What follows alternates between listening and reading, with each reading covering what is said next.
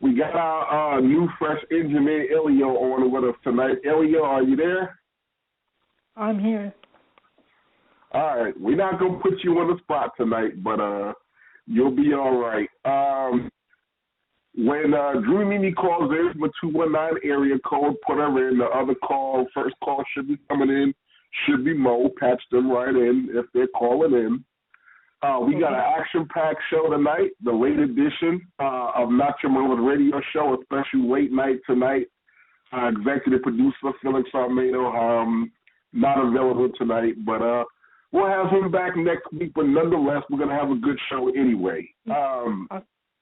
Oscar? Yes. Mimi just called in. Okay, patch her right in. Our guest tonight, we have got a few people coming in. From BookProWrestlers.com, our good friend Steve Stasiak will be on tonight, talking about his career and talking about all the talent that he's representing, and he just signed me to represent, and that should be exciting. We also have our new sponsor, Glenn Kelly from Glenn Kelly Real Estate, coming on and tell us the exciting things they're doing. And our featured guest tonight from Tough Enough, Patrick Clark. Patrick Clark's going to come on tonight. He's going to tell us out of all the 11,000 applicants that applied for the show, he was one of the chosen few. We're going to find out what that feels like and what the experience was like and what's he going to do now that he's been cast off, but he's worldwide famous in the USA Network. But we're going to bring in the Dreamy one. Dreamy Mimi, how you doing? I'm good. How are you? I'm fine. How's everything going? It's going pretty good. I had a really busy day and pretty much the same tomorrow, but no complaints.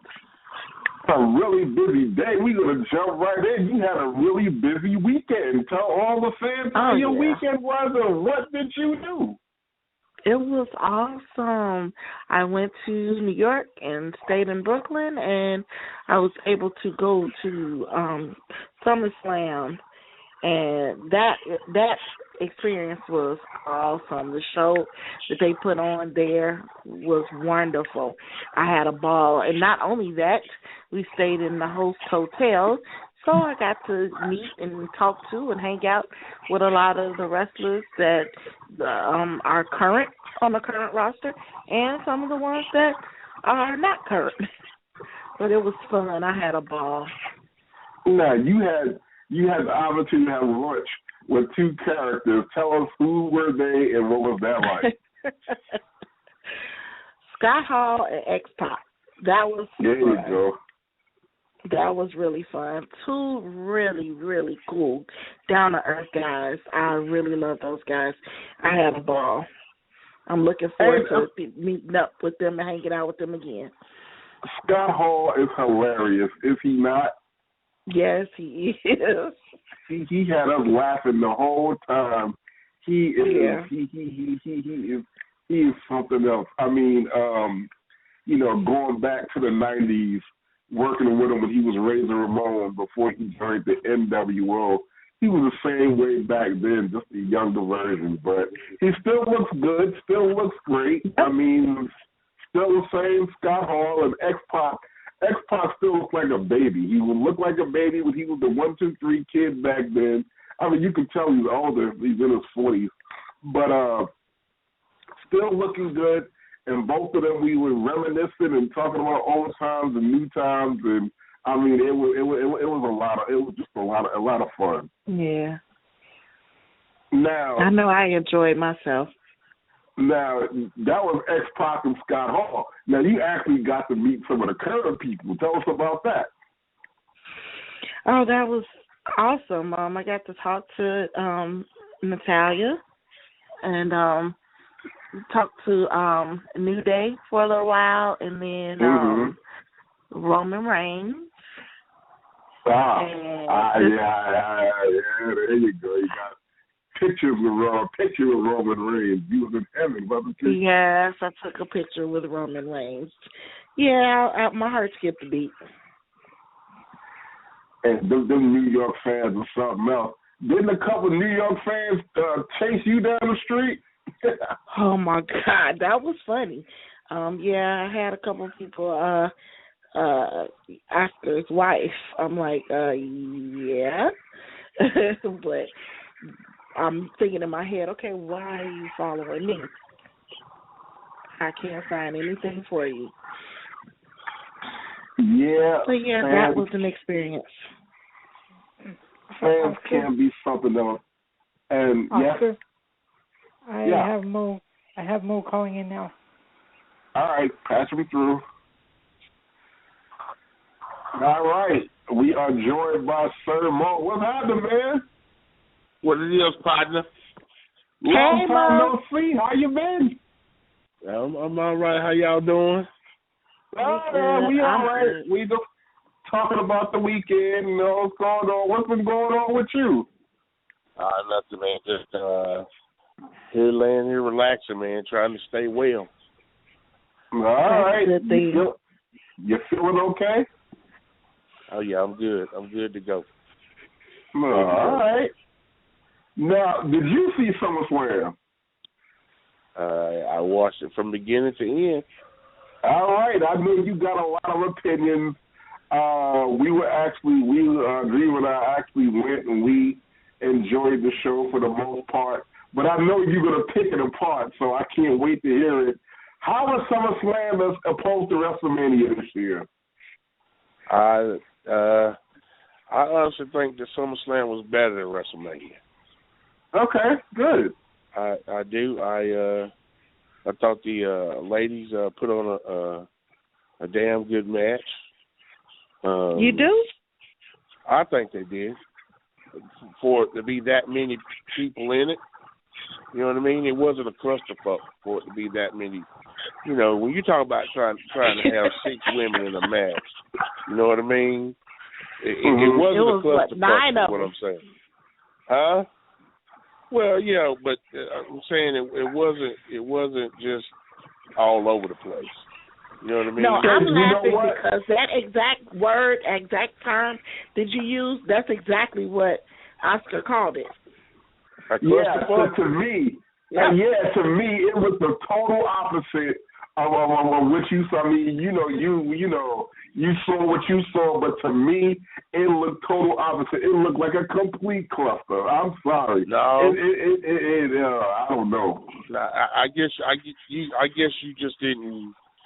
You still learning psychology, so you know I'm not gonna knock your opinion on it. I think you still learning psychology. It really wasn't a clusterfuck for that many women. You know what I mean?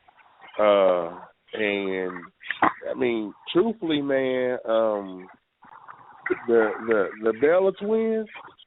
Yeah. The Bella twins compared to the NXT girls, from a working standpoint, are out of their league. The Bella twins are out of the league of the NXT girls.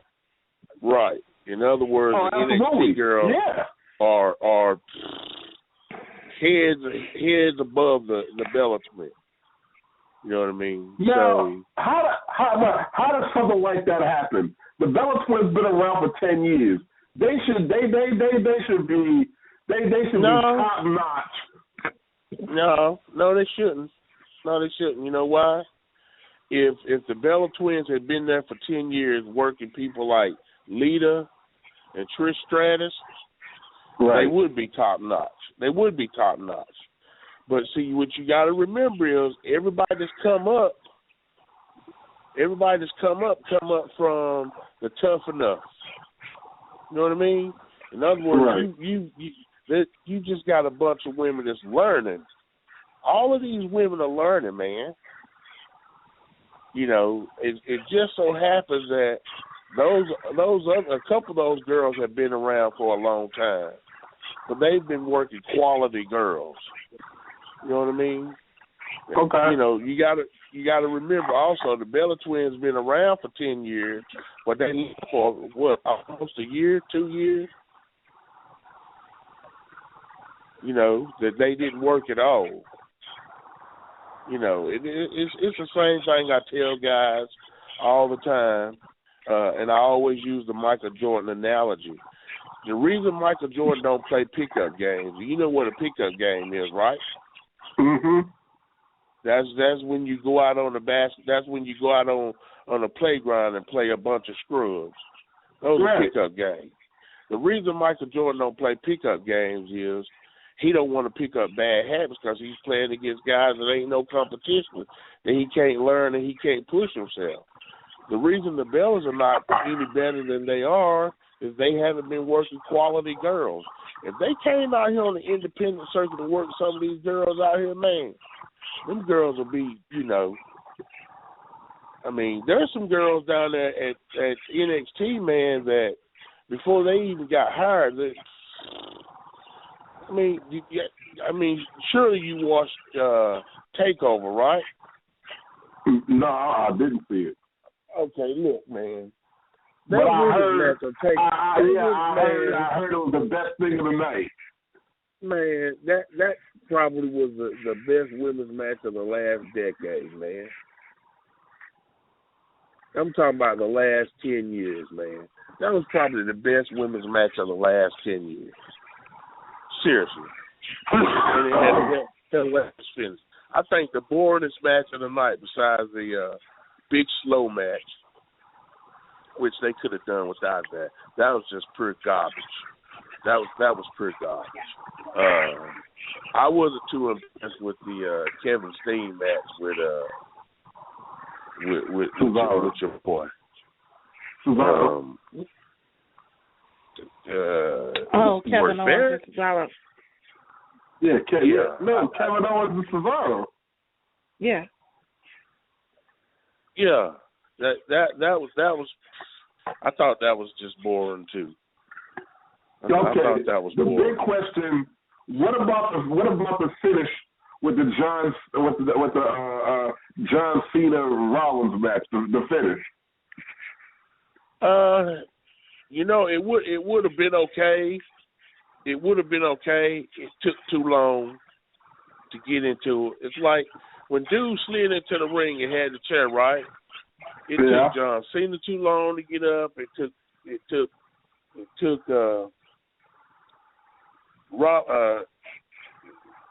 what's his damn name? The dark haired kid. Took him too long to get up, man.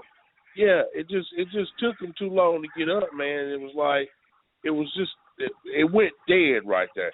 If he'd have came down there, slid in, grabbed the chair, and went like he was going to hit Rollins right away, and then about the time he went to go hit Rollins, Cena turned around, and then he popped him real quick. He popped him, then he forgot that he's supposed to throw the chair out. He threw it into the corner. Then as he was about to get out, he realized, holy shit, I messed up. Let me throw the chair. And then he had to throw the chair back to Rollins before Rollins could, catch him with the finish. It didn't make sense because it didn't make sense to the people because they set it up on the live camera with him, doing the bullshit with Brock Lesnar. You see what I'm saying? When he did the thing outside of Brock Lesnar's locker room with Paul Heyman. Yeah. They kind of set him up as being a babyface there, and then when he came out and screwed John Cena, the swerve didn't work. People just thought that was just, but that wasn't the only finish they thought was stupid shit. They thought Taker's finish was stupid shit too. Okay. I got it.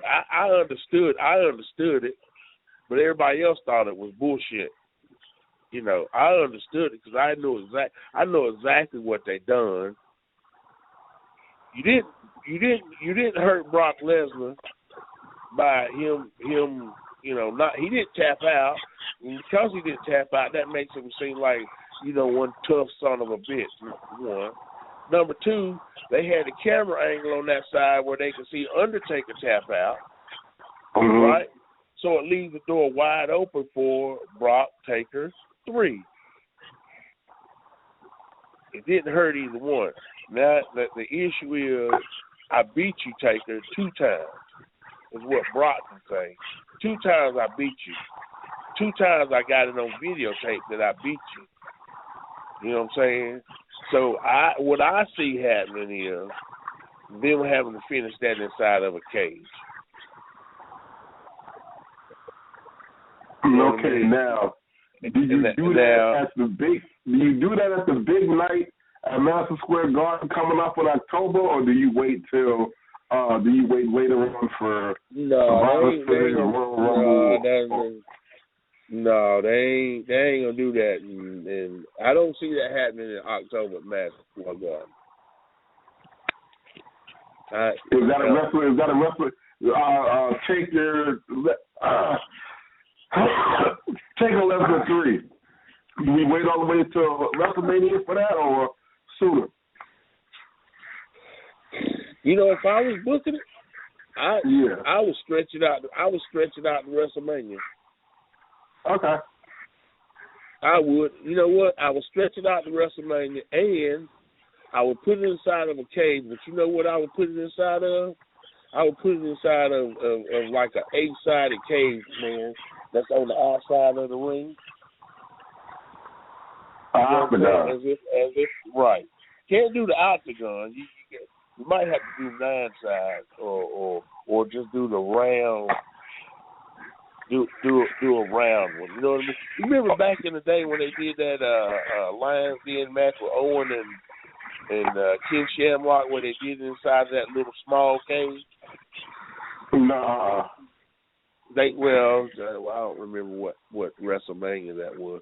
I think that was 96. It was when Ken Shamrock got his run,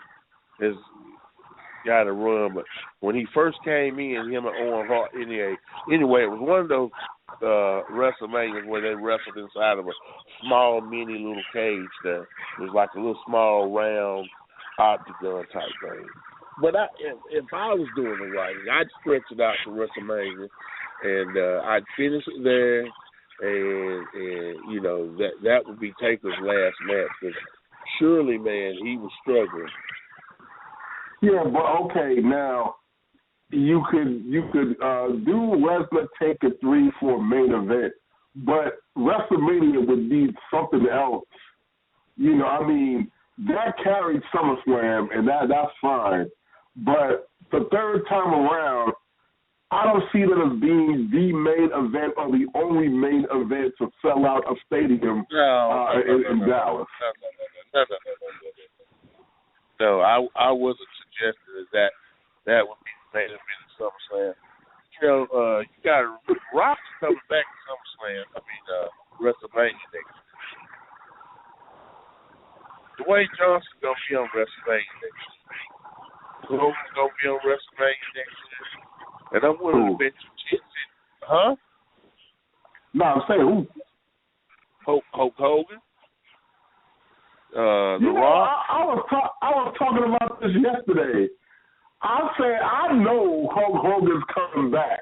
But this next WrestleMania, do you think that he's coming back that soon? Yeah. Okay.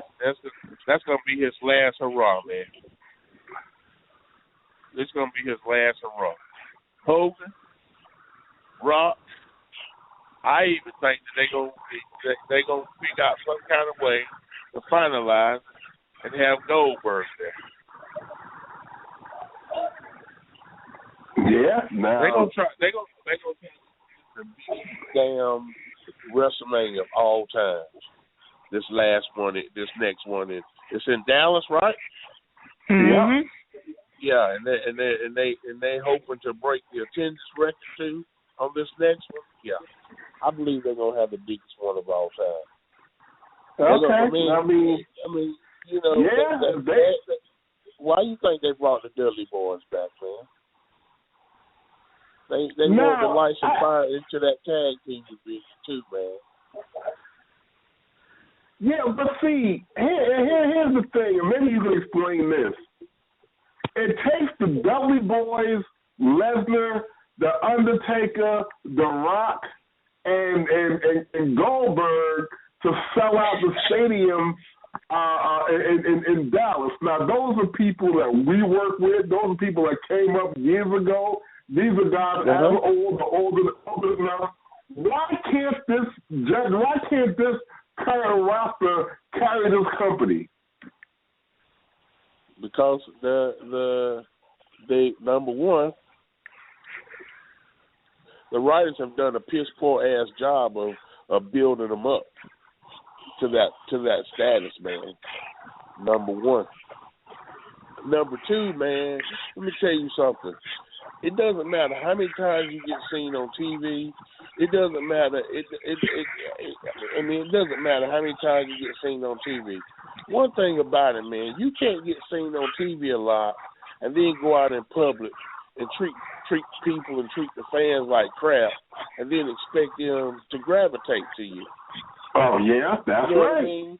Now, a prime example, I don't know if you remember her, but Debbie Terrazino used to come to all the shows when we were in Jersey.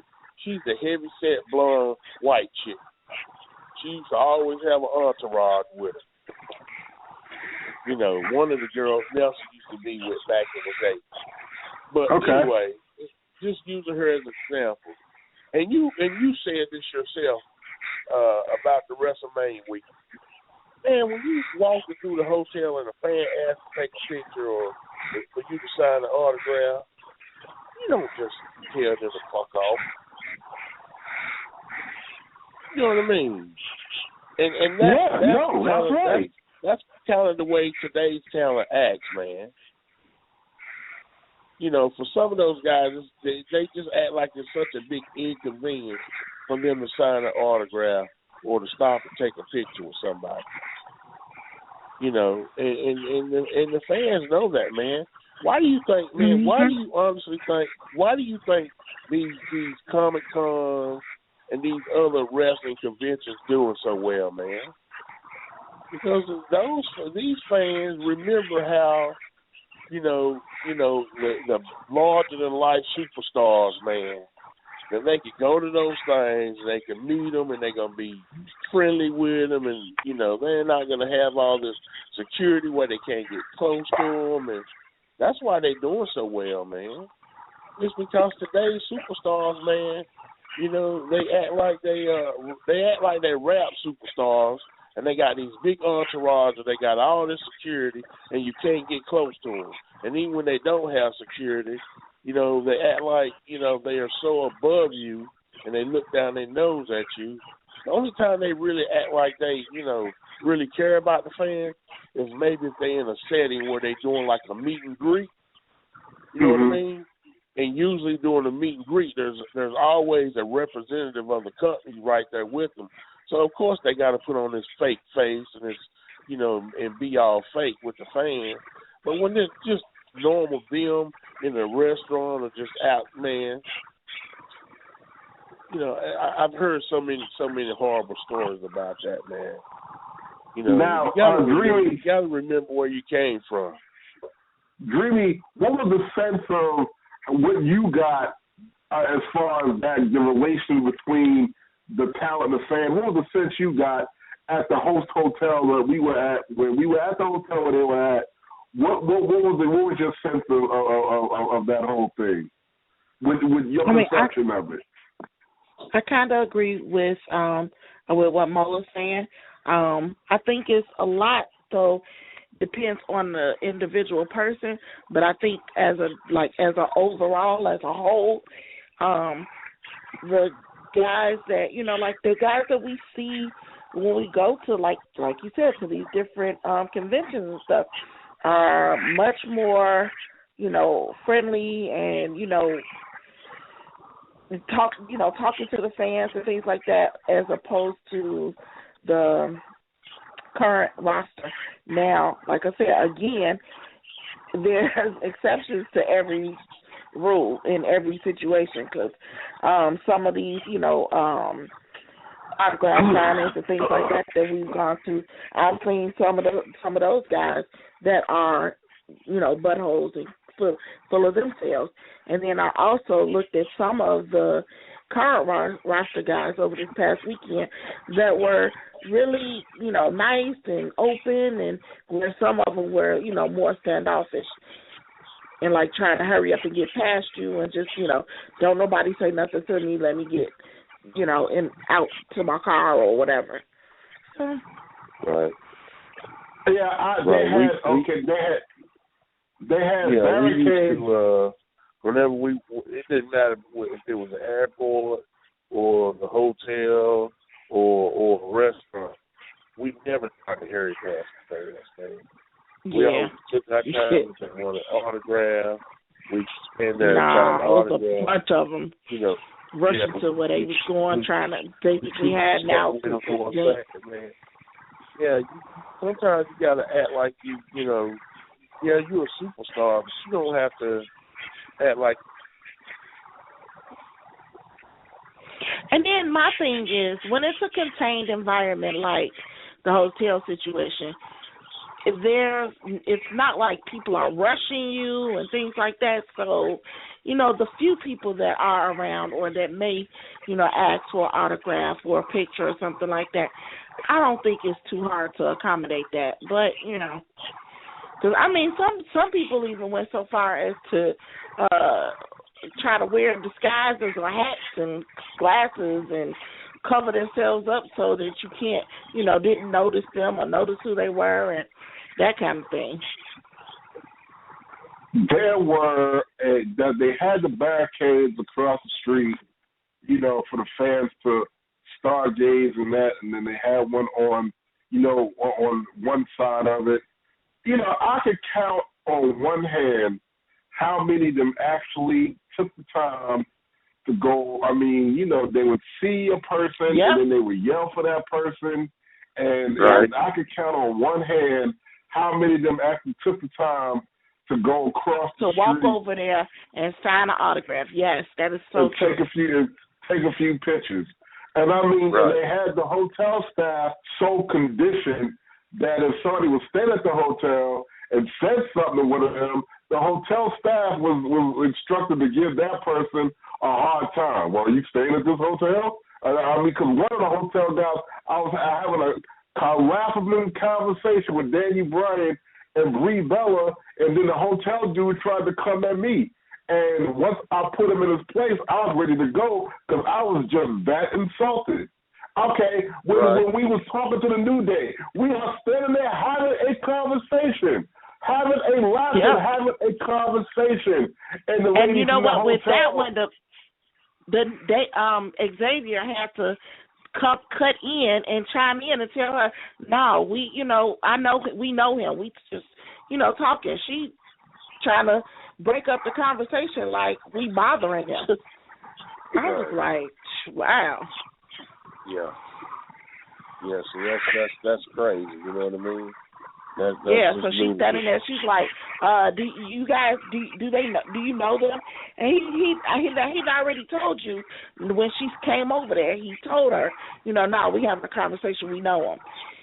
But then she turned around again and like he's lying to her, or like he gotta give her a signal like I'm telling you this, but no, they really stalking us. I'm like, you way over the top. Yeah, that's just how they had it. Yeah. But what it was, the hotel staff was doing a job that somebody told them to do long before they booked that hotel. It wasn't, it was a thing to where this hotel was one thing. One of the reasons why I was real insulted last year at WrestleMania was that hotel was $600 a night. Now, let me lay this out. To me, if fans pay $600 a night to stay in a hotel, that should make everybody staying there a VIP. You stop for an autograph $600 a night to hang out with you, but that's when I first got the sense of how some of these current roster people are when it comes down to the fact you got to remember something, these people pay your bills. Them the ones that sign your check. Them the ones that put the money in your pocket. Them the ones that got that waterfall at your house and all that stuff you see. Them the people. And it's not like you among 19,000 people at the Dunkin' Donuts Center or Madison Square Garden where you can't get to everybody. This is a handful of people which can take you 11 minutes to take a picture here, take a selfie there, sign somebody's book, sign their T-shirt, shake their hand, and make their day. Not just look up and down at people and, you know what I mean? The people were screaming and yelling. They don't even look their way. Wave. Right. You can at least look up and wave, give a smile. Look up and wave, smile at somebody. Right. You make eye contact with one kid, that's better to that kid than an autograph. Yep.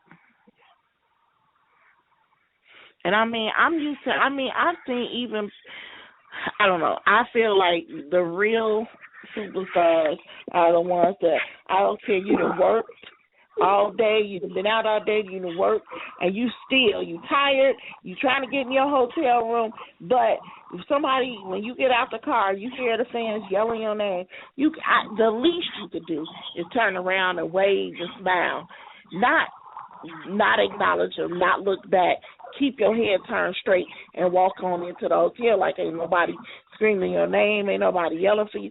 I just think that's just, ugh. All right. Do we have a 202 area code calling in? Producer? No, not yet. Not yet. Okay. All right, because, Patrick Clark called. He said he was able to hear the show, but he didn't get the, okay. All right. Go ahead with your point. I got to get Clark to call back. He tried to call. Well, we used to go out of our way, man, to make sure that the fans knew that we appreciated them. You know, it's not it's just going to take a few seconds, to say hi, to sign an autograph. It's nothing, man. And for the fans to get treated that way, I just think that that's a whole part of it, man. They don't have that. It's like you got right now in that company, man. Besides Brock Lesnar, the money. There's two people that's drawing money in that company that sells tickets in that company right now. Two people, and that's John Cena and Brock Lesnar. Yep. That's those who sell. You can put Brock with anybody that's gonna sell tickets. You know what I mean? But they wanted more ticket sales, and that's why Taker's back. Yep. Trust me, if they were doing the numbers that they wanted to do, you know what I mean? Right. Taker wouldn't have been back so soon. Right. He wouldn't come back. Yeah, for SummerSlam. They doing stuff like you said, get them numbers. Because look at Monday night. Oscar, they done brought Sting back. Right. Oscar. What do you guys think about? What do you guys think about? Sting coming back, right? And is in the main event again this year at the Battleground pay-per-view. Battleground. Guys. Is it Battleground? Austin is talking. Okay, yeah. We have our guest calling in right now. All right. Let me give this young man the intro he deserves. 11,000 plus people applied to go on Tough Enough. 11,000. And out of 11,000, a handful was chosen, and this young man is one of the chosen few. From USA's Tough Enough, let us welcome Mr. Patrick Clark. This is an honor. Patrick, how are you, my man? I'm good. How are you, Oscar? Good to hear your voice. It's good to hear you, too. You got Mo from Men on the Mission on the line, too. Thank you. What's going on, guys? Yeah. All right. To start the interview off, we got Dream Mimi, lovely news girl. She's got a couple of questions she want to fire out. And then I got a bone to pick with you, Patrick. I done heard some things out here on these streets. But we're going to get to that later on. But Dreamy, go ahead and ask Patrick what you want to ask him. First of all, how you doing, Patrick? I'm good. How are you? I'm good. Good to have you on the show. Thank you. First question I wanted to ask you is, just like Oscar, as he introduced you, with it being so many thousands of people that tried out, how did you feel to be one of the ones that was chosen? I definitely looked at it as a blessing. I still do look at it as a blessing. It was a giant foot in the door. There's a lot of wrestlers out here on the independent circuit that don't get their chance to be seen or ever heard from, so to be able to have that opportunity is truly a blessing to me. Yeah, that's awesome. Who did you want to see win? Could you repeat that for me, please? Who did you want to see win the competition, besides yourself, of course? Out of the remaining competitors, I figured that Josh and Sarah Lee would be the winners, but I would have liked to see Josh. Josh definitely, he deserved it. Hardest working beside myself for the guys, so Josh was definitely the next one in my eyes. No, I thought I was glad that Josh won of the remaining, but up after you left, I really thought Momma was going to be in the running, but that was another shocker to leave. Yeah. Now, what advice were you given by the coaches and stuff as you were leaving? Because I know they were shocked, to have you leave so soon. They all told me to take the platform that WWE had given me with Tough Enough and to keep the momentum going. Don't just go back home and sit down and pout about getting eliminated. The world has seen me now. Now I need to keep my name going because Tough Enough only lasts for so long. Yeah. Now, what do you think? Can you tell us a little bit about, your whole experience of Tough Enough? How did you feel about it? What did you think? What did you experience? The experiences were great. It was awesome doing the challenges that we had done. It was a lot of new life experiences on that end. But to be able to learn from the very people that you grew up watching, that was an experience in itself. And with myself being a wrestler before coming onto the show, I saw things differently than the other competitors. Okay. Oscar, you have any questions for Patrick? Yeah. Elaborate on that. Like, what are some of the nuances, some of the differences of what you saw that you feel like other people didn't see? Simple things like ring psychology, things that. So with us 13 people being on a TV show for professional wrestling, this is all new to them. It's foreign to them. Professional wrestling is going to be the hardest thing that anyone could ever do in their life because you're doing a lot of things that don't come naturally. To me, I was more or less looking to perfect the things that I'd already known, and get a broader perspective from different coaches. And you have a diverse mix of coaches, and 6-time WWE World Champion Chris Jericho. You got 5-time or 6-time and Booker T. You have Billy Gunn. You have Lita, former women's champion. You got so many different backgrounds personally and career-wise that you could choose from. And you're getting all types of advice from everyone. So. Okay. Now, for those of us upcoming for Tough Enough for next year, we want to know this. Walk us through exactly the process. Okay, how are you notified you won, and then what exactly happens after that leading up to being on television? I was notified that I had been selected, or not selected, because you're not selected right away. There's a chopping block process. So I was told that my audition video had been viewed by the USA Network. Okay. They told me that we would go through an interview, and they would take the interview and take parts of my audition video, and they would send it to the WWE. And if the WWE likes it or not, then you would be brought down to Orlando, down to the WWE Performance Center for a WWE Tough Enough mini camp. And from there, only 40 people out of 11,000 made it down to the mini camp. And at the mini camp, 13 were scouted. And it was the 13 that they felt could best represent the Tough Enough brand. Okay. Okay. And then after that, okay, so you go on Tough Enough, you have these challenges. How physical were the challenges? I mean, we see the edited version of things. How physical was it really from soup to nuts? Well, we had in-ring challenges, and then we had out-of-ring challenges. All the challenges were physically demanding, and they got harder and harder as the days went on.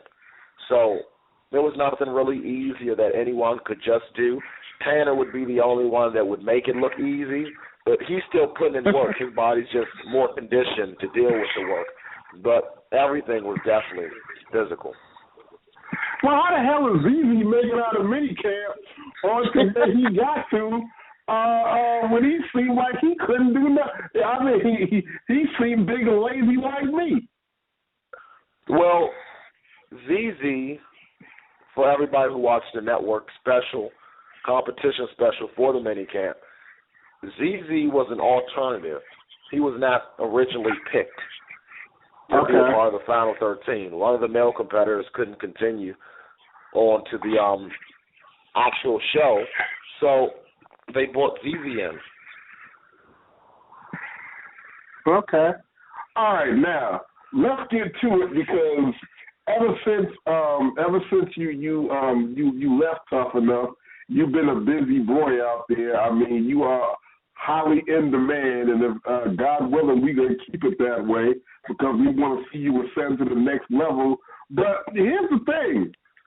I was spent some time yesterday in Boston at the studios and offices of the Millennium Wrestling Federation, and I heard some pretty interesting things. You were supposed to team up with Tony Atlas, Superman Tony Atlas. I mean, somebody I grew up watching, and you tore up the contract? What's happening with that? Oh, as far as MWF is concerned and Tony Atlas, they want to pair me with that fossil. And I'm very young. I'm 19 years old. I turned 20 later this year, and I just don't have time to be held down by some Hall of Famer trying to cling on to his glory days. That's just not me. Okay, well, I'm pretty sure that the president of MWF, the good Dr. David Reese, was going to want to have some words with you at some point. But I heard that yesterday, and I'm like, he did. Oh, okay. He got his heel boots going on. Mo, you got anything from Patrick Clark? Hey, it sounds like for him to be 19 years old, sounds like he's well schooled, and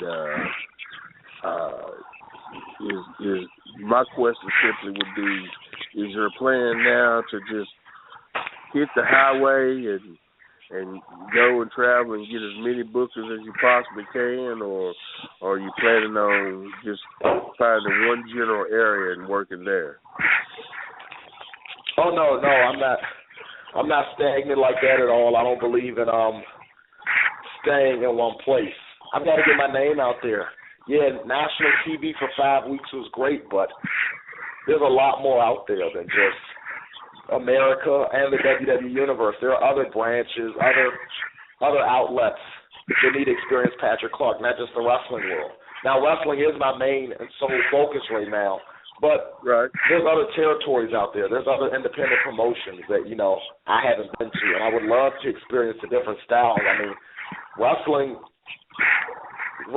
overall and generally is the same, but there's different styles to be wrestled in the Midwest than there is on the East Coast and up north,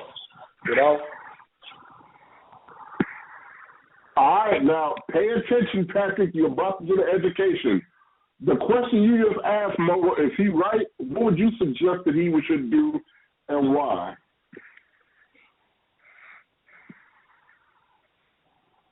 Well,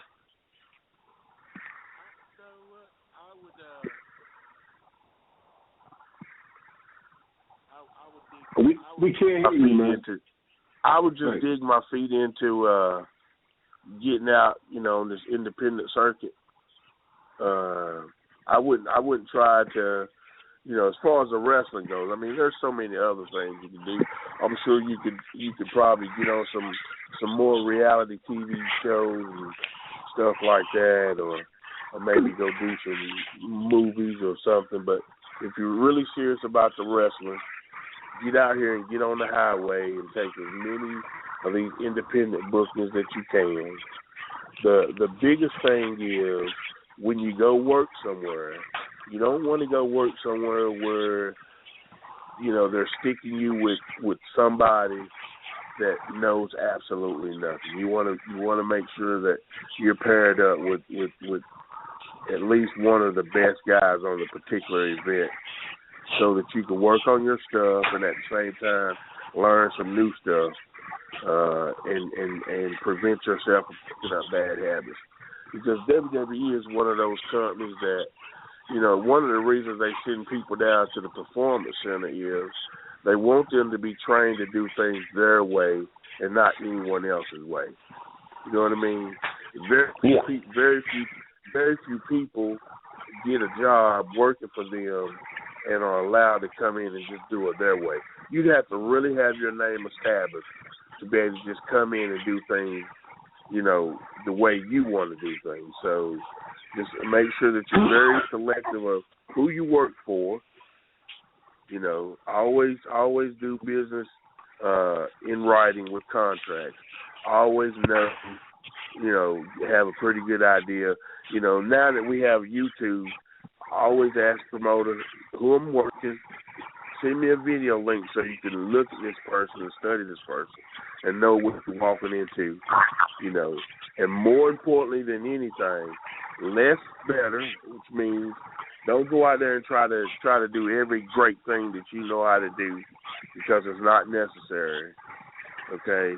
And number two is always, be safe, because you go out there and you kill yourself on the independent circuit, and you blow out your knees, and you blow out your back, and you break your neck, and then the day after you screw yourself up, you get the phone call. They want you to come in and go and sign a contract, and you can't go. Right. Okay? Yeah. Be safe. Safe is Thank you. number one. Yeah, isn't that what happened? Yeah, go ahead. I was going to say, I think it was our last guest, wasn't that what happened to him? What's his name? Wes Briscoe. Wes? Yeah. Wes Briscoe. Yeah. And sadly enough, years ago it happened to Buddy Landale. Buddy Landale worked his whole career wanting to get in the WWE. He gets a contract in '95, and the day before he's supposed to show up, he blows out his knee.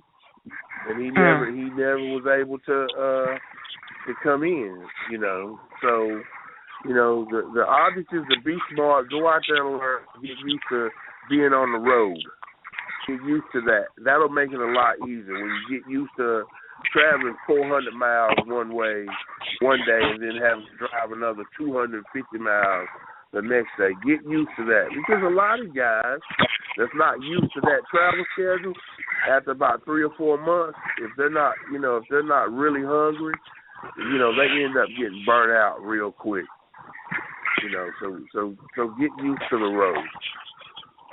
Yeah, the road is a brutal thing, but if you love the business and you love the travel, and that's the whole thing about getting your mind right. If you tell yourself, oh man, that's not how you gonna feel. All right, Patrick? Yes, thank you so much. All right, Patrick, we're going to let you go because it's late. We appreciate you staying up with us. And it was good having you on the show. It's great. Thank you for having me. I'm going to be in touch with you in the next couple of days. Yeah, I'm going to be in touch and we're going to make it happen, all right? Yes, sir. Thank you, Oscar. All right, thank you, man. All right, great meeting you. Thank you. You're welcome. All right, we're going to let us know, dude, when you're ready for the WWE report, because that's next. Whenever you guys are ready. We are ready right now. We're not going to break to a commercial, so you go right into it. Oh, okay. This is your WWE report for the week of August 23rd, 2015. Can you say action-packed? Well, first off, you can clearly see the difference between the product and back in the 80s and 90s. The clear-cut, to-the-point, serious wrestling of yesteryear is no more. Now we get pure entertainment, comedy mixed with wrestling. Which is better? That's a matter of personal choice. Now, what they gave us on Sunday night at SummerSlam was very entertaining. In a fatal four-way, the first person to get a pin wins the match for their team. As the match began, in a comical attempt to take the win, Big E pinned his own teammate, Kingston. But that was quickly broken up. It took many more clever maneuvers by the New Day, but in the end, they came out as the tag team champs for the second time. Speaking of clever maneuvers, Ryback held on to his Intercontinental belt by capitalizing on a KO punch that Big Show delivered to The Miz. And in the Divas division, the three-team elimination match was Team Bella, Team Bad, and Team PCB. Team PCB came out with the win. Now I wonder how the current Divas are feeling about all the love being shown to the newcomers of NXT. Stephen Amell had a great showing for the big night. He and Neville worked well together, and just like most comic book stories, the heroes took out the villains. Reigns and Ambrose Brotherhood standing strong as they dominated their matchup with Bray Wyatt and Luke Harper. But of course, this isn't over. And Jon Stewart interferes and costs John Cena his world title and the U.S. title to Seth Rollins. The Undertaker taps out, but Brock Lesnar loses. In the end of a grueling match, the Undertaker taps out to Lesnar, but the official was not aware, and the timekeeper was. As these two men argued about the match not being over, the dead man put himself in a position for the win. With Hell's Gate locked in, Lesnar, even though fading, refused to tap. Instead, he gave Taker the finger and he could no longer hang on. And on Monday Night Raw, of course, Paul Heyman had a lot to say about the previous night's match between his client and The Undertaker. He stood declaring the win and demanding a rematch. But the call was answered by Bo Dallas, telling Lesnar that all he has to do is Bo leave. Brock's response was 4 suplexes and an F5. After that, I'm not too sure if Dallas still Bo leaves. Well, the New Day flying high as they beat the Lucha Dragons on their first night out as 2-time tag team champs, but they were quickly brought down by the return of the Dudley Boys. Now, with their return, this will definitely shake up the tag team division. And there's a new addition to the Wyatt family. During the middle of the Bray and Harper versus Reigns and Ambrose match that Reigns and Ambrose were dominating, a new guy wearing a Black Sheep's mask, later to be introduced as Abigail's Black Sheep, Strowman, this monster of a man came in and took over, leaving Reigns and Ambrose for the Buzzards. Well, the Wyatt family has grown and the Lords of Darkness have ended. After being defeated the night before, Stardust took out his anger on his own partner, King Barrett. And after taking Barrett down, it was Neville to come to the rescue, sending Stardust back to his retreat. John Cena's payback for Stewart's interference, and AA to Jon Stewart. And guess who shows up to close out the night? Sting. As the Authority came out to unveil a bronze statue of Seth Rollins, to everyone's surprise, there was no statue, but Sting in its place. The vigilante, making his intentions known, he sends Rollins scurrying and holds up the WWE World Title belt. After Raw, in an exclusive interview, Triple H announced that Seth Rollins will defend his U.S. title his WWE World title against Sting at Night of Champions. This WWE report was brought to you by Glen Kelly Real Estate in Beechwood, New Jersey. 732-244-0567. And I'm Dreamy Mimi, and this is not your mama's radio. His tag title, his U.S. title, and his world title, they all going online. They're going to have a heavy bag going to the airport. I didn't mean to say the tag title. They might have won the tag title. He got every damn thing else. They might have given him both belts, the U.S. belt and the world belt. I don't know why the hell he got belt one. Nobody cares. But I guess that's why nobody cares. Why has he got so many belts? Because nobody cares. Let's rewind the clock back 20 years. If the pay-per-views, Monday Night Raw, or what have you, was centered on the World Championship the way it used to be, that was the main event. That's what everybody was coming to see. The titles would not be on no damn Seth Rollins. So it don't matter who got the belt. Why do you think they put them on him? Because it don't matter. When the last time you seen a championship match of a wrestler that you wanted to pay to go see? I don't know. But you can explain it to me because I'm at a loss. That's how I see it.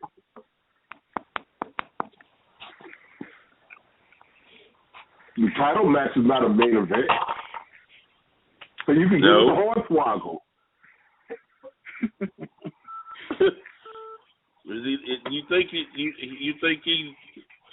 You don't think he's credible? You know what? I honestly Seth Rollins can wrestle. Seth Rollins can work. He does some amazing stuff in the ring, but they're not capitalizing on building a character that people want to buy tickets to go see. That's the problem, and that's the problem with this whole cluster of people they got. I'll put it like this. Here's the problem, and Mo, you're going to appreciate this.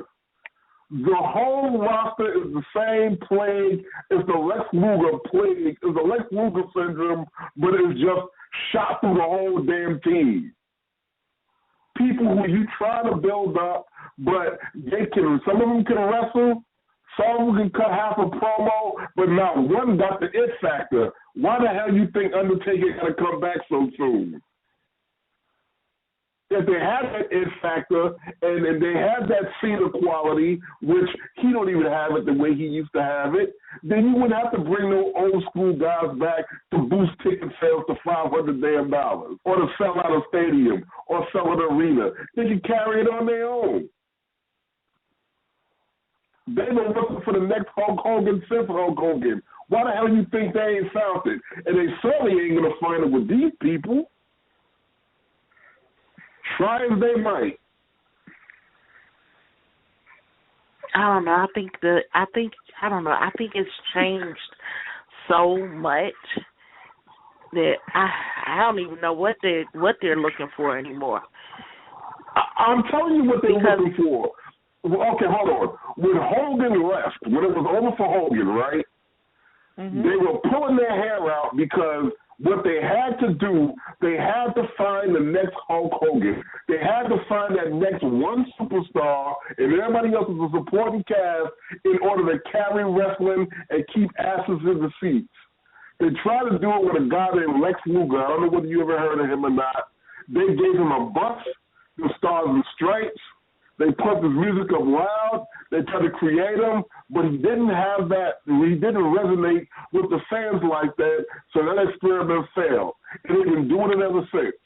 Now, like I always say, though, I said to you before, I'm like, there's only literally a handful of people. Okay, there's Hogan, there's The Rock, and there's John Cena. Those are the three names that transcend wrestling. If you're not a wrestling fan, if I mention Stone Cold to a lot of people that don't know wrestling, they're still not gonna know Stone Cold. What I'm saying is, like, if I go ask somebody's mother if they've ever heard of John Cena, she never know nothing about wrestling, but she's heard John Cena's name, or The Rock, or Hulk Hogan. But I'm just saying, those are three names that are they, like I said, transcend wrestling. And that's my point. This is what they try to find. This is what they try to create again. But it's just like anything else. It's just like the next big rock star or the next big rap star. You could throw them in the studio all day long, give them a bunch of songs to sing, but lightning in the bottle is creating that big mega star, that big mega Michael Jackson, or that big mega Rolling Stones, or whatever, however you want to compare it, that big George Clooney. It just doesn't come along every day. Right. And you can throw all the money at it. You could throw all the money at it you want to. You could give it all the marketing and promotion to hell, all you want to do. But if they don't have it, they don't have it. Now, go ahead. Well, I'm sorry, what?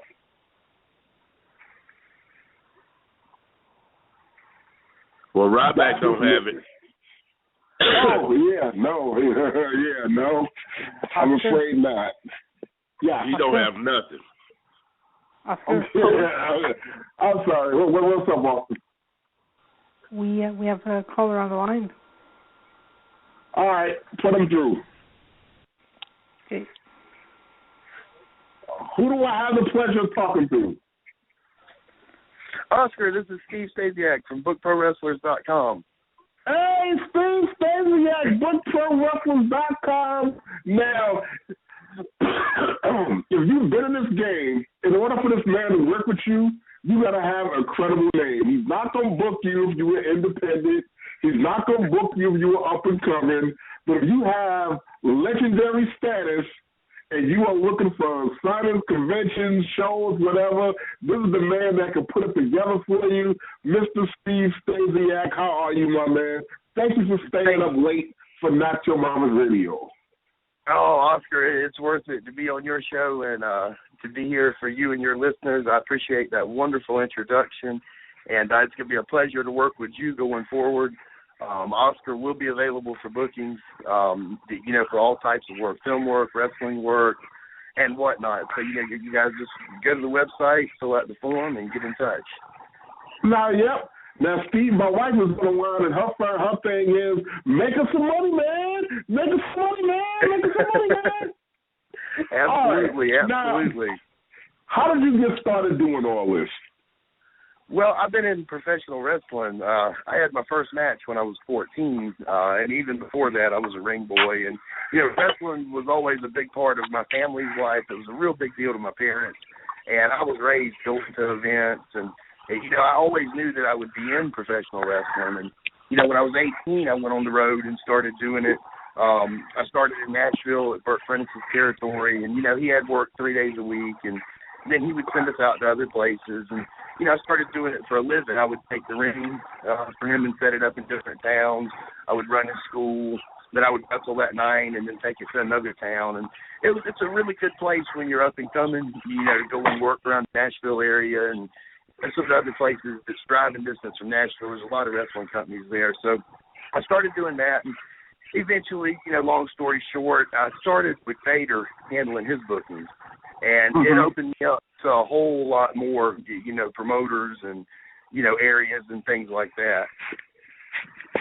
Now, how did you get your name out there to where some of the biggest names that have run through this business trust you to handle their business? Well, Oscar, fortunately for me, even before I had my first match, when I was 14 years old, I was putting up the ring for WCW. And I was fortunate. We would go everywhere. And I established relationships with a lot of the guys before I even started wrestling.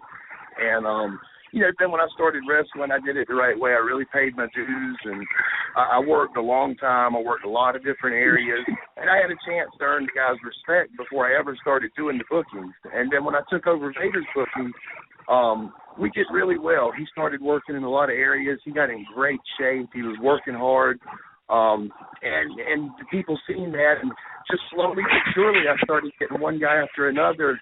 And, just doing good work and being transparent with the wrestlers and the promoters and, really running it like a business and, having the right people involved behind the scenes. When we started this thing, I had a great partner that, really pushed me, and we kept everything very clean. They were working outside of the wrestling business, and, they worked in Hollywood or are working in Hollywood, and the way that they ran their business was very successful, and it was done very clean with a solid foundation. So I tried to, copy that a lot with the Book Pro Wrestlers and take what I learned in the wrestling business and mix it with kind of what I was learning from outside the wrestling business about being a professional and, running a real business. So, luckily just putting all that together and one relationship after another, it enabled me to get some really great clients. Now, I see that with me getting ready to be posted on the website, that I am in some fantastic company of the latest edition. You have signed Bob Backlund, you have signed X-Pac, The Patriot, Dale Wilkes, Ken Shamrock, and Booker T, and all this has been in the past, month. You guys are really doing it down there. Who is it you want to sign that you haven't, been able to get a hold of yet? Well, I'm available 24/7 through my phone number. It's 813-716-3889, and I can be reached anytime. We do business from coast to coast and border to border, so different time zones everywhere. We're doing business in Malaysia, we're doing business in China, doing a lot of business in London. So, we're always available. I can be reached here, and I have a physical office, and I have an assistant that works at it. And whenever I'm not available, he's handling the calls and taking care of it for me. So, we're always running. We're always operating. We stay on the phones, and we stay on the emails, and the wrestling world, it's a lot bigger out there than a lot of people realize. It's not just what you see on TV. There's promotions set up all over the country that are running and doing very good business, drawing 800 and 1,000 people consistently. Okay. So stay available. I was asking you, is there a talent out there that you want to sign that you have not been able to get your claws on yet? Who would that person be? Well, God, that's a great question, Oscar. I tell you, I'd really set a mark for myself with Bob Backlund. He was the number one guy on my list. Okay. And it took some time to reach Bob, and then once I reached him, it took some time to, prove myself to him and show him what we were doing and to get him signed. So Bob was really the number one guy that we had went after, and I got him. So we have Bob available and just all kind of stuff upcoming on Bob. Before Bob, Booker T was the guy that we were really, really looking at getting. There is, I would say the number one guy on my list right now would be Terry Funk. Okay. And I don't want to give anything away, but we've already spoke. So we'll see what happens. To be honest with you, Terry Funk would be the number one guy right now. All right, well, lots of luck. He's had a stellar career, not just in wrestling. He did a real good job in Roadhouse with Patrick Swayze. He's been in lots and lots of movies. He's a fine actor as well as, an esteemed wrestling career with his brother Dory Funk Jr. So, I definitely could see, a big market for getting work for somebody like Terry Funk. Now, what is on tap for you this year coming up? What are some of the big events you're booking? What are you working on? And what's happening for us all this year? Well, one of the most exciting relationships we've got going on right now is with Aloha Foods. And they've chosen 3 wrestlers that they wanted to do endorsement deals with. And they were, 3 of my very best, Mick Foley, Tadevik the Gamer, and Tori Wilson. They chose those 3, and they'll be doing various appearances coming up. We're going to be working with the University of Florida, the University of Miami, Rutgers University. We have 12 of them booked coming up. You can go to the website and see the date and where they're at.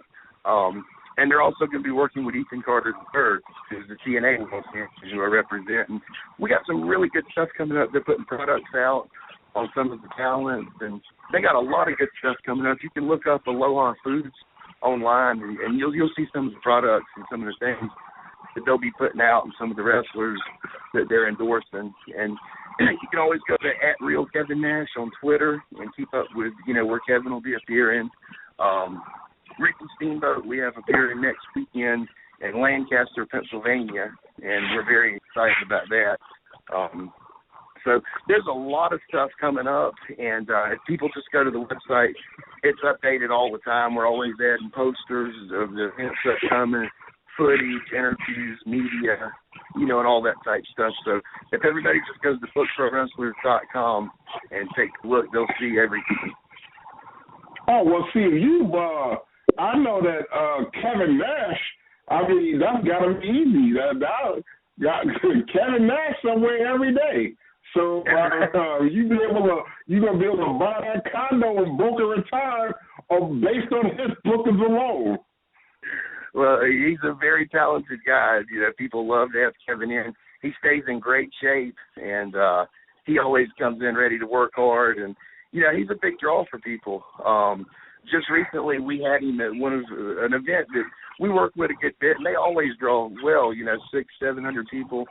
They brought Kevin in, and they doubled it. And that's if you advertise Kevin and you promote him, people are going to come see him.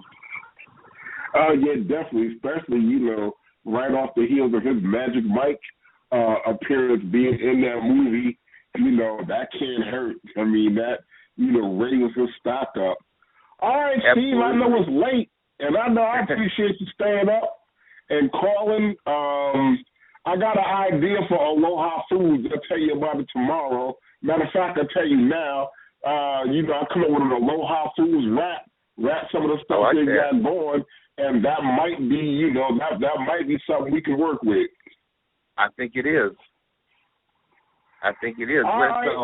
Let's talk about that. You sleep on that, and we're gonna talk tomorrow. I'm gonna text you, and then we'll talk on the phone. All right? Okay. Thanks for having me on. All right. BookProWrestlers.com. Steve Stasiak. More money, more money, more money. Yeah. Thank you, Steve.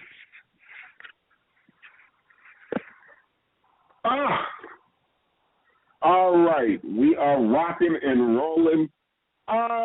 So some of the other things, Dream, that you did in New York. New York had a big significance for me this year because we got to go, and it wasn't just wrestling related. We got to stay where the World Trade Center was. There's a lot of history there.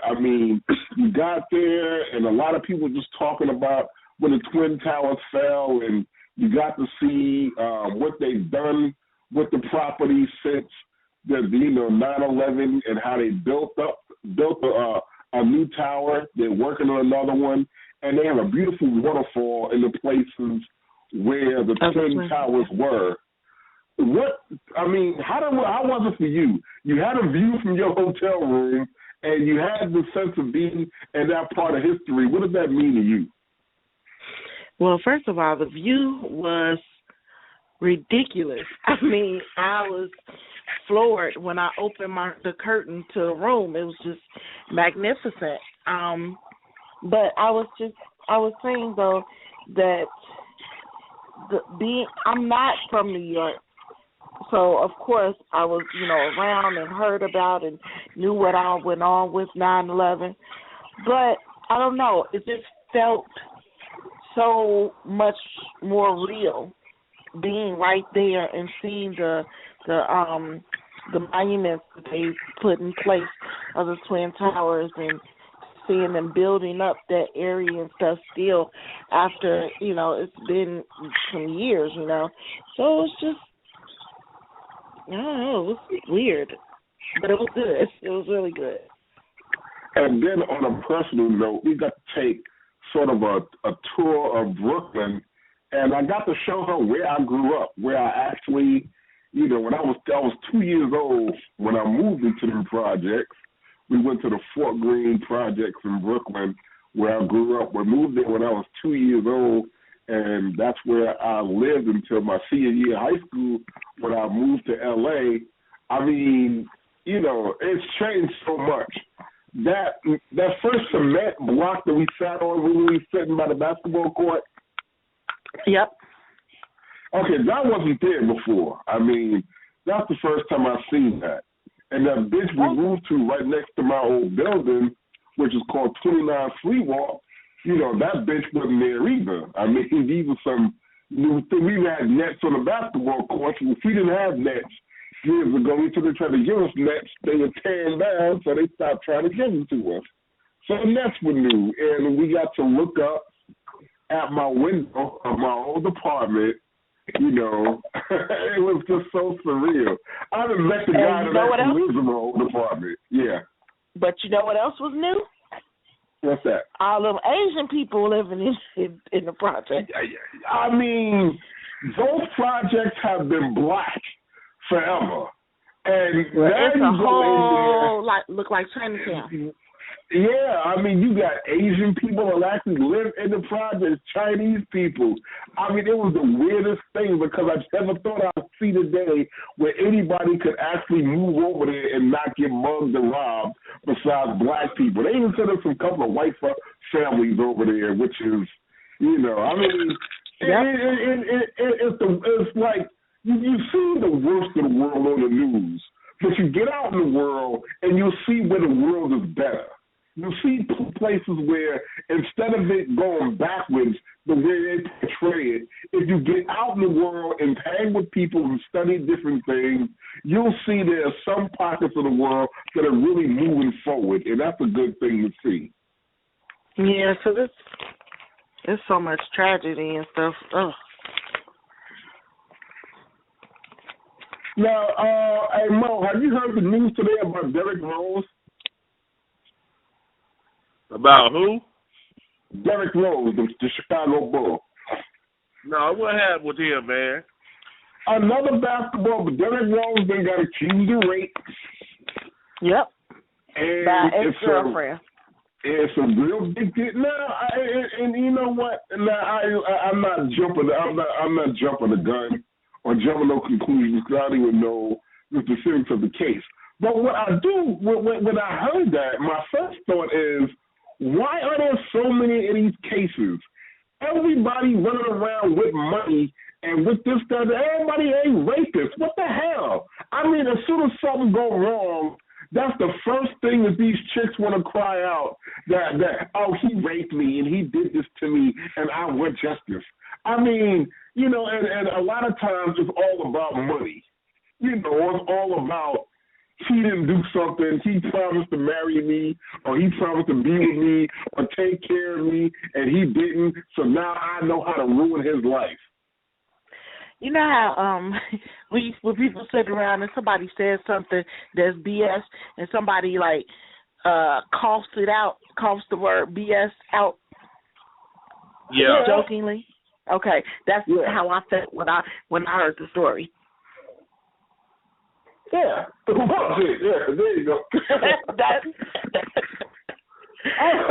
I was just like, she said, okay, first of all, that was her man from 2011 to 2013. Right. And then he raped you in 2013 and brings a friend along.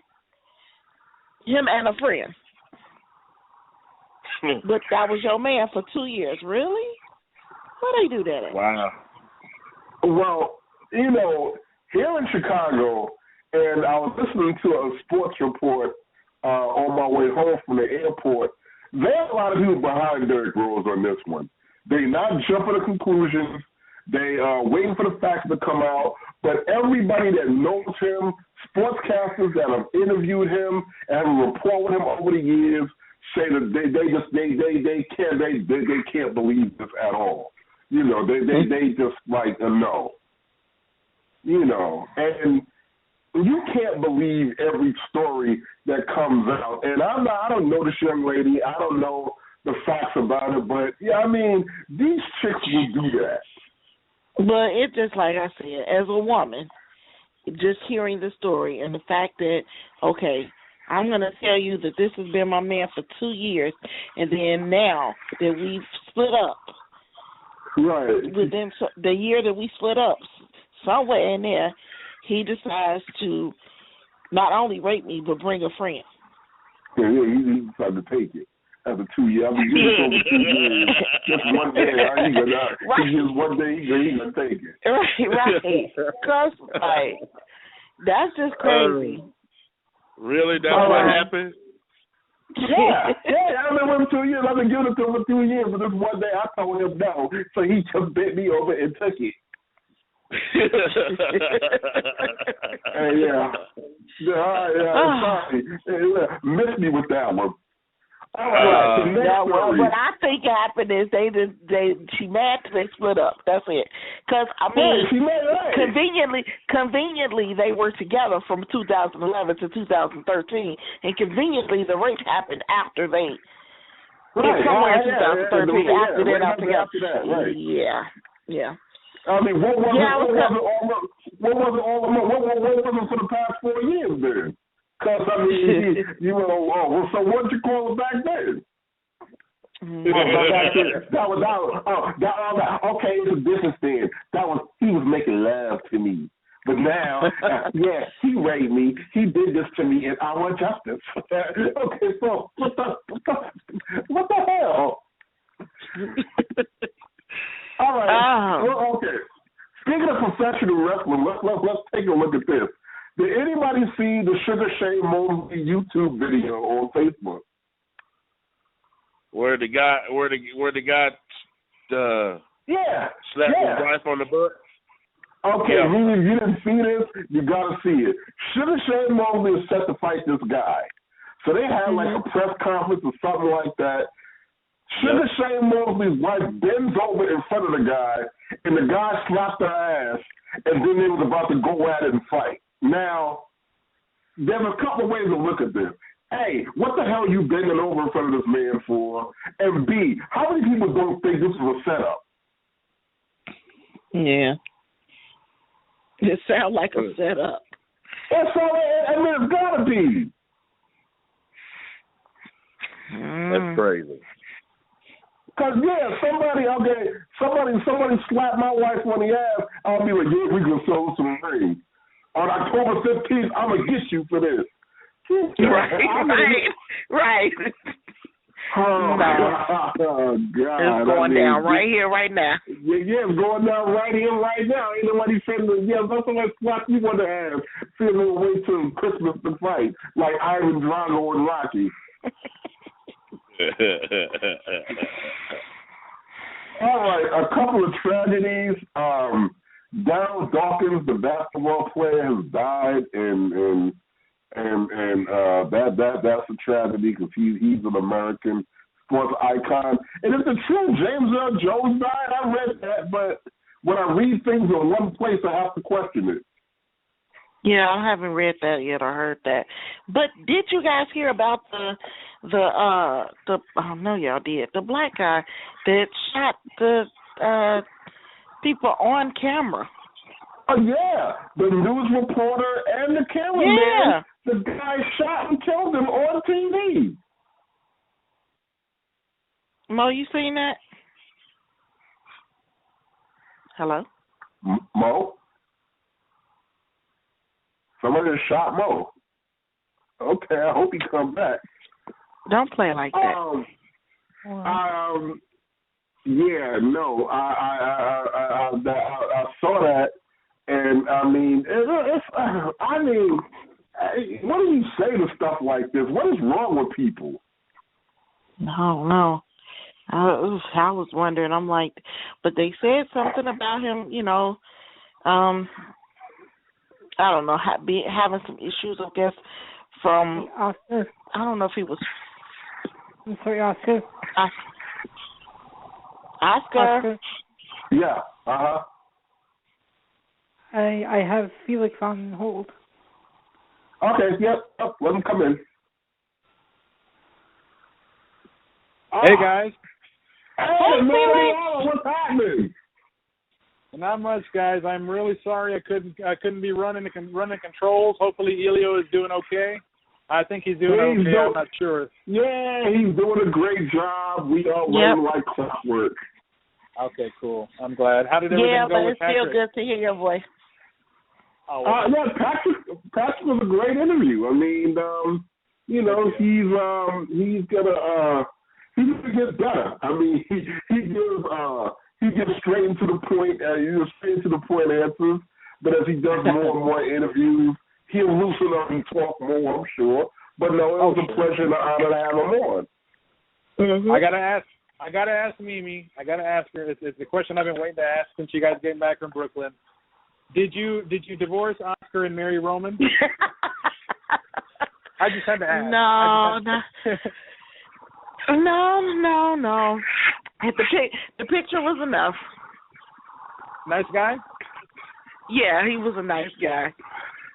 And even like what we were talking about earlier about seeing how the some of the stars are so standoffish and funny acting with the fans. I even kind of seen him and watched him around the hotel and how, he was just friendly and, not funny acting to people where some of the other ones were. That's good. I'm glad you got to go, Mimi. I know Oscar's got the hookups like that. Hopefully next time you all come to California, you guys can hook me up again too. Yeah. I had a blast, Felix. I can imagine. How was NXT? Did you guys go? No, we didn't go to NXT. We just did you guys watch it on the WWE Network? No, I just heard about it. I heard it was fantastic, especially the ladies. It was definitely a great show. I really think you guys would have enjoyed it. Yeah, you guys would have enjoyed the Divas match for sure. Yeah, I heard about it. We were going to watch it, but I messed around and left the laptop at home, so I was kind of like, what? You left it? Hey, I got a rumor I heard about, and I wanted to let you guys know. I don't know if you guys have heard about this. There was a rumor that original plans were to call for Nikki Bella to take on Charlotte at SummerSlam for the title, but there was a rumor that Cena went to bat for his old lady and nixed those plans, which is why they had the 9 Diva tag match. Oh wow, that is very possible. Yeah, he's got that kind of stroke. Yeah. I mean, she probably would hold crying and think, well, oh man, really to drop the belt yet, John? I mean, at least at WrestleMania. I mean, right. Yeah, I can imagine. And so, yeah, she got to do that crying. I think that they were trying. There's a rumor also coinciding with that, and that they're trying to kind of erase AJ Lee's title reign as she gets closer and closer to it. Yeah, I could definitely see them doing that. But I got to actually thank the New Day in person for that mention. That was one thing that I was glad I got to do. You did? Yes. Yeah. All right. New Day rocks. You see, you see, Felix, I posted a picture. He cropped Big E out of the picture, though. Oh. So it's just me and Xavier. Did you guys go to Raw? Nah, I did go up to Providence yesterday for SmackDown, though. Okay. How was that one? Did you enjoy seeing the Dudley Boys? You know what? I only stayed for like half, so I didn't get to see them. Okay. But I heard they were there, but I went, so I made my contribution. Okay. Yeah, see, Felix Oscar sucks. He should have gone to all the events. We all would have had fun. Or you guys would have. Yeah. But I understand. It's cool. You guys went to the big one, and that's what counts. Yeah. I wouldn't have traded anything because I had a ball. Good. I'm glad you guys were able to get away and have some fun, and hopefully we can do this all of us, including Mo. I don't know if he's on or not, if he's listening. Next stop has to be Dallas. We all got to get together in Dallas. I know, right?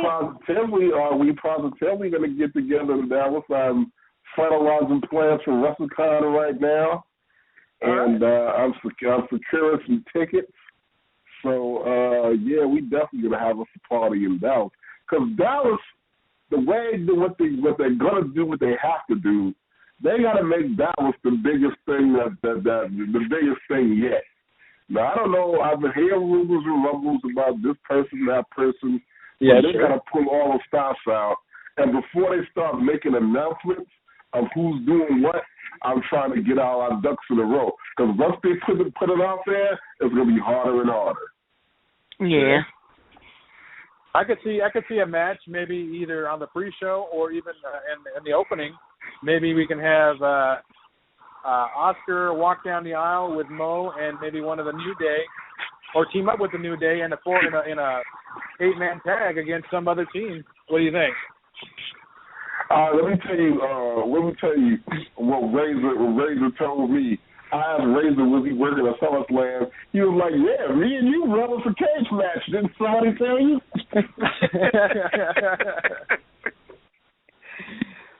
How is Razor doing? Is he doing okay?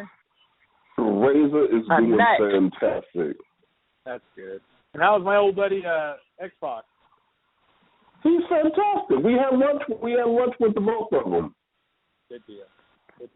I don't wish harm upon anybody. I just don't care for bad rumors. That's all. Mo said his phone died. Oh. Yeah, Mo's not on. I guess when you said somebody got shot, I guess his phone got shot, huh? Yeah, his phone got shot. Yeah. Pipe Bomb Radio, what's been going on, man? And give us some preview of what's next. Here's the thing, guys. I definitely wanted to let you guys know, and I'll even let it know since we are actually on the air this time, for sure.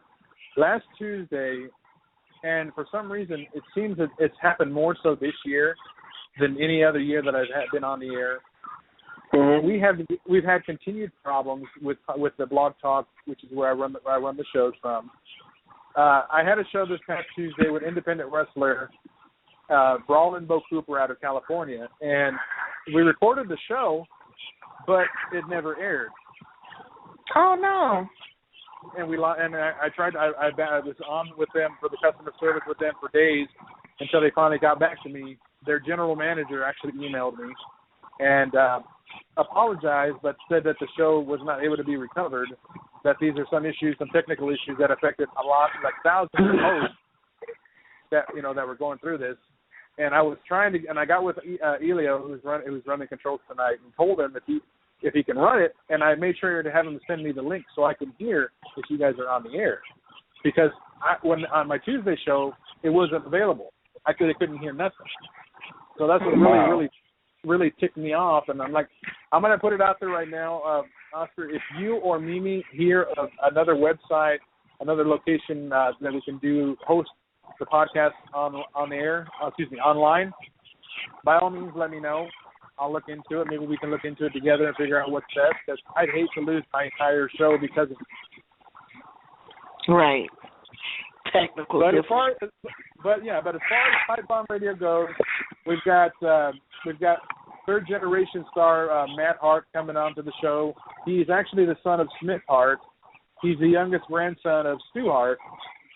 He's coming on Tuesday night. Julie and Smith's ex-wife are helping promote the show. Okay, because speaking of the Hearts, Mimi got to talk to Natalia. She actually had a nice conversation, so that was a real treat. Yeah. How was it with her? I love her. She's beautiful, but she's got such a good heart, and she's not fake like some other crazy ass bleeps. I'm not going to name any names. But I know who I'm going to name if I had to. But she's just like that in person. Just she's like really real down to earth, sweet. sweetheart, genuine. Yep, she is. Just that. Yeah. Yep. That's good. That runs in their family, I can tell you. It really does. Oh yeah, I mean, from Brett, on. I mean, it's I mean, Brett and her dad. I mean, they're really, really sweet. Did you ever get a chance to meet Stu? Yeah, I met Stu. Stu used to be okay. Stu and Helen were running a program with Jerry the King Lawler when him and Bret Hart had that animosity back in 1990. I want to say 4. And Stu had several Monday Night Raws, and I got to talk to them a lot. They really was really, really nice. And Stu was really old then. I mean, he was really old, but really nice guy, really knowledgeable. Talk to you, and you can talk to him and see where Brett and all of them get their ethics from. Yeah, absolutely. He just seemed like a real nice guy. I mean, he'd love to put you in a wrestling hold if you'd let him. Stretch you out a little bit. Oh yeah. We didn't mess with Stu. Stu was probably about 87 years old, but he still had a grip like he was 20 when you shake his hand. I believe it. That's awesome. And then obviously getting to work with Davey Boy and Owen and even Neidhart. I'm not sure if you guys got to work with Neidhart or not, but let me tell you, Neidhart and Samu used to do one thing that used to drive me bananas. Neidhart and Samu were the only 2 guys that in the middle of my rap, they would jump out the ring and start chasing me around the ring until I was so tired I couldn't hardly breathe. Have you gotten a chance to talk to Samu at all? I saw him at the Fairmont in San Jose. Oh, okay. Because I know you at one point you were looking to talk to him. You've been talking about because you talked to his son, obviously. Yeah. No, I talked to I saw him because I mean you know they brought half the hour Samoa with them for juniors for Fatu's induction and Rikishi's induction to the Hall of Fame. They were there. I was like, how many Samoans were there? All of them. All of them. Alpha and Beta were both there. Yeah, and you don't want to start a fight when you don't want to start a fight with one of them because they all big as tree trunks. Number one, it's all like Donkey Kong when you fight one of them. Shoot, man! I'll tell you what. Let a rumor come out that you disrespected Arda, the Rock's mother, somewhere in the country, and see how many people you got to deal with. She is one lady I would love to meet. I hear nothing but so many great things about her. Oh man, she is a sweet heart and a half. We got to spend time with her at Cauliflower Alley in Vegas, and she is the best. Yeah, I mean, she has smile, a really beautiful spirit. Her smile is like warm apple pie. You just wanna snuggle up next to her and tell her all your problems. Well, then I could see that Rock is definitely getting his. I think he gets his good heart from her, definitely.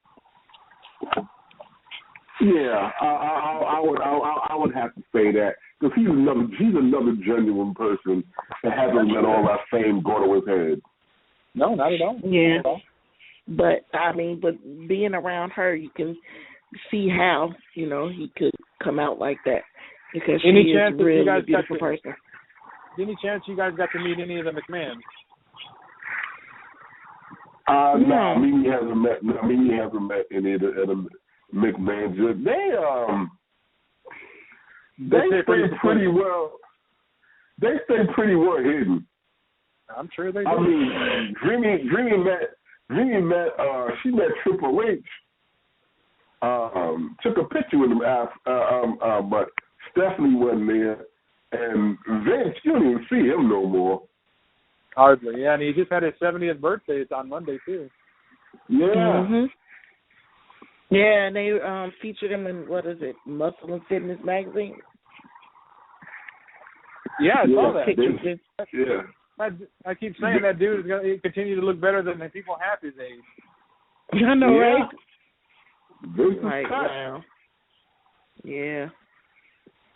But all in all, Felix, I mean, SummerSlam was just as good as, or even probably better than WrestleMania weekend. It was really, really, really, really, really nice. Hey, I wanted to mention to you guys, Oscar, did you have it set up to where you were going to have a friend of yours, Dan Marotti, call in? Yeah, does Dan have a phone? Well, I can't access the phone. Oh, you don't know? No, but what I can access, I have access to your Twitter account. He actually sent you a tweet. He said, Oscar, hope you guys are having a great show tonight. Couldn't figure out how to access online. Dan Luck, I guess he said, hashtag Dan Luck. I don't know what that means, but I guess he was having a hard time accessing it, or maybe he just didn't know how. But yeah, I didn't know he was looking for it tonight because I wasn't able to tell everybody that we were going on way later. So that kind of like, well, I posted everything something a few hours ago, and then if anything, what I'll do, if he can't listen in live tonight, it'll be available on the board. But we'll have a link posted up hopefully in the next couple of days. Because here's the thing as well. One other reason I couldn't come on tonight was my computer crashed. Basically, I don't have a screen. I have no laptop. I run everything from my laptop, and now I'm running with no arms, if you will. I can't type it down. I can't do anything. I'm running through my phone. I'm going through my phone. Do you have Windows 10? I had it, yeah, on my computer. Is that what crashed your computer? Because I've been getting a lot of people talking about Windows 10 ruining their computer. Oh shit! I didn't know that. I actually did try it, and it was working okay from what I saw. And then all of a sudden, like last night, it completely just shut down. I couldn't get a screen up for nothing. I had to keep rebooting it. I know my computer's old; it's 6 years old, but I mean, I've never had issues like that. All right, well, there's another guy that I know on Facebook said Windows 10 made his computer crash, and he had to do a factory reset. Did you try that? I'll have to look into that because I didn't know that they were having that many issues. I knew it was something new. Try to do a factory reset on your computer and see if that takes care of it. Okay. That means I lose everything on my computer, though, right? Well, yes. Oh my God. But the takeaway is that's the only way you're really going to be able to restore it. True. Yeah. Otherwise, it's just the world's largest paperweight. And then look at it this way. You lose everything on it, but what do you have now? You understand what I'm saying? You didn't have a computer now, let alone the program. True. I'll have to look into that. But one way or another, I'll get it back up and going, and I should be up and ready to go again next week, hopefully. But I do want to mention that I am 112 pounds lost so far. All right. I'm going to be weighing in tomorrow, 112. Oh, okay, yeah. I'm going to be weighing in for final weigh-in tomorrow. I should be at least by 118, maybe 120 by tomorrow. So we'll see. Okay. Been sticking to a very strict diet that's just about worn me out, but I'm hanging in there. Mo said he was talking from his laptop. Is he back? Mo, are you back? Nope, still not here. Okay. I know. Let me ask you something, Oscar. If you'd be willing to try one thing for at least 24 hours. What's that? Because this is the diet that I'm on right now. It's very strict, but if you can do it, you can do just about anything. And maybe I would love for you to try to work with him on this too, if you can. If you guys could set aside a time and maybe one day, I don't care what day it is, buy some tilapia fish or cod, whatever, white fish, cod, whatever works for you. And some asparagus. Cook it for your dinner and eat it 6 times in one day. Basically, you're eating every 2.5 hours. You have just the tilapia and the asparagus. And see if you can handle that. It's basically eliminating all the carbs and just sticking to this only. Okay. You know, Now, somebody else mentioned a no carb diet, and I actually think I can do that. Your wife? I don't have to have carbs. As Mo would say, I don't have to have it. I can eat meat and vegetables. I don't have to have any potatoes and bread. I don't have to have all that stuff. But you like it. I like it, but I don't have to have it. Yes, but you know Mimi, and now she's got me helping her too. We want you to stay healthy, man. He eats a lot of potatoes. Honest, a lot of but potatoes. You know what though? But if you eat the potatoes without anything on it, then that's actually a good thing. It's a protein. Well, ketchup. No ketchup. Yeah, he drowned everything in ketchup. Why mustard would steak, be okay. Shrimp, ketchup is not. Everything. Steak, but, I would get away from. Yeah, shrimp, it depends. But no, honestly, I really do think that if he decided to do it, but that's the thing, he's got to decide to do it.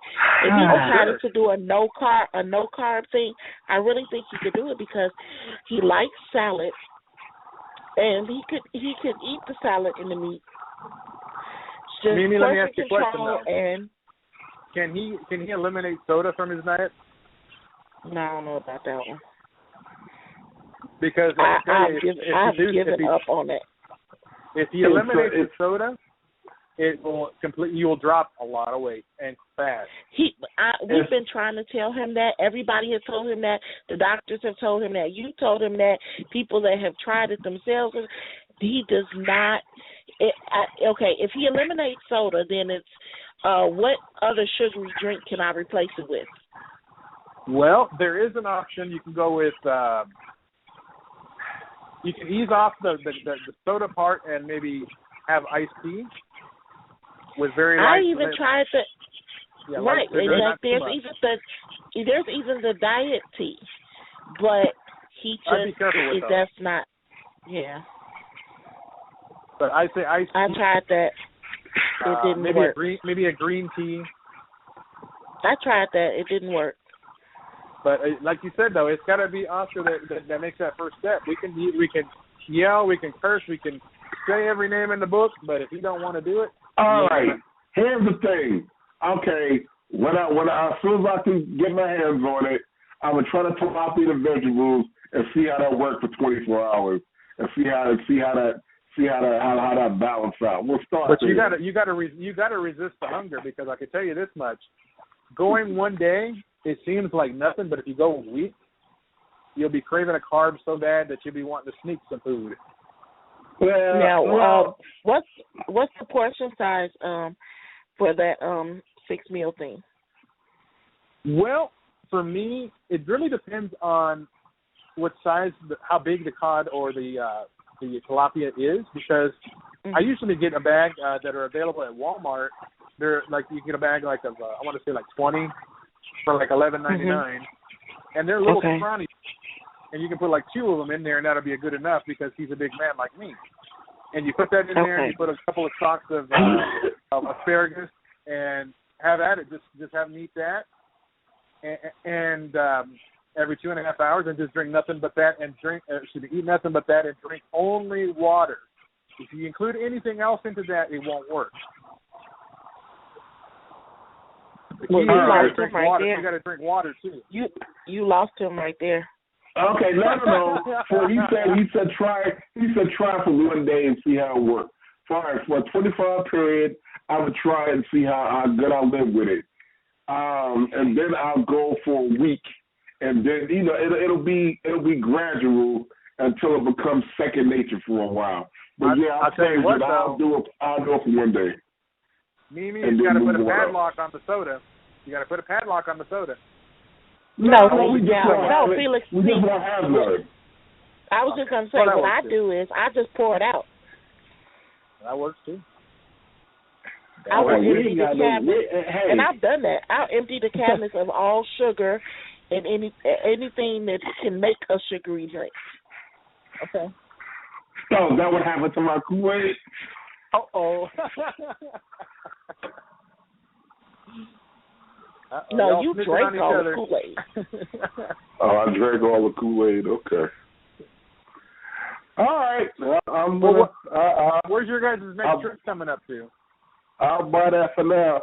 I don't know whether we're gonna do it September 6th or October 23rd, but we're gonna do. It looks like we're gonna do the big Brock Lesnar night at Madison Square Garden. We've been invited to that. Oh, really? All right. Yeah, and then too, I'm doing some final negotiations. I'm gonna get Mimi in on this, but I'm gonna do a seminar with Danny Cage in New Jersey. Did you talk to him? I have spoken to him, and we're going to speak about it and try to go ahead and nail it down. Awesome. I'm sure you got some wisdom to pass down to these young kids. I'm sure they'd be looking forward to it. And then the thing with China, December 5th, with David Hero in Milwaukee, that I'm trying to finalize the details on doing that with them too. If you get a chance, Steve, about maybe talking to China or her manager about maybe coming on the show. Maybe you can get her on the show later, maybe early part of next year. Oh, positively, yeah. Because I know she's traveling like crazy. She's out in Scotland right now, actually. Yeah. Once she decided to put herself back out there, China's doing it. All right, but our fall is starting to kind of like heat up, so we'll see what happens. How are things going with your new booking agent, Steve Stasiak? You know what? Just now, he was just on the show, and I'm just getting started. So over the next few weeks, we'll see how that goes. Good. I'm glad. Steve's a good guy. Busy as ever, but a great guy. Yeah, no, he sounds like he got some pretty interesting things going on, and I'd give him a shot. Why not? By the way, did you guys ever get a chance to talk to that one guy who did the web design for China? Yeah, I did talk to him, but I haven't been able to work out a deal yet. Lock down anything yet. Okay.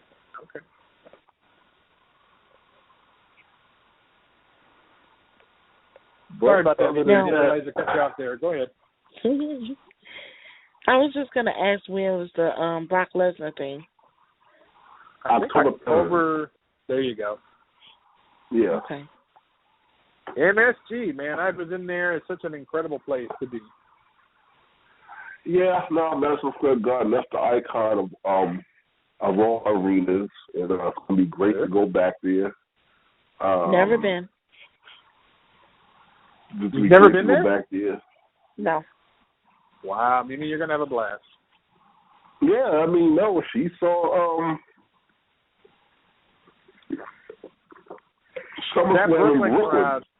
that Brooklyn crowd was incredible. Oh, my God. Man, they were off the chain. That was so cool. That's one thing about New York crowd. True. Yeah, they made the show. They did. But it was crazy because even the experience as far as getting into the building, when we had happened to, I was standing in this line, right? And the line that I was in was it was for people that needed to get their tickets. So, didn't know that until the lady came and asked, if you have tickets already, you need to get out of that line and come over to this section. Well, anyway, while we were in the section, every time they had opened the doors for people to come in, but in that section, they were just kind of letting one person or two people in at a time. The security had to hold the door and then push people back and yelling at them hostile and get back up. one person at a time. And I mean, and the people were puffing up, and I thought they were going to break out in a fight. That's New York for you. I was like, wow, it's really that serious, huh? That crowd, New York crowd, and Chicago crowd, are two of the most vocal and hostile crowds you'll ever be involved in. I believe it. Yep. New York and Chicago. It's fun to sit in there and listen to it and feel the energy, but at the same time, it gets a little scary because you don't know if they're going to be busting out guns and shooting people. Right. Yeah. Because they sure act like they was going to break out guns right there. I'm like, what? And it was like you could tell because the difference was the people, as many people as it was standing out there waiting, they were calm because they had their tickets already. But the side over there that didn't have tickets, oh, no, they were really, really off the chain. Oh, I'm sure. So, I'm sure. Yeah. Because I guess they were, kind of worried about it being sold out before they got up, up there to get theirs or whatever. But, ooh. All right. Well, ladies and gentlemen, the fastest 2 hours of radio is up again. We'd like to thank Steve Stasiak for coming on, Felix Almeida for coming up and coming on, Elio for being on the controls and being with us, and our featured guest, Tough Enough Patrick Clark. Next week, we'll be back at our regular time. Nacho Mama's radio show for Third Row, Felix Almeida, and Dreamy Mimi. I'm Oscar. Good night, everybody. Night, guys. Night. Night, guys.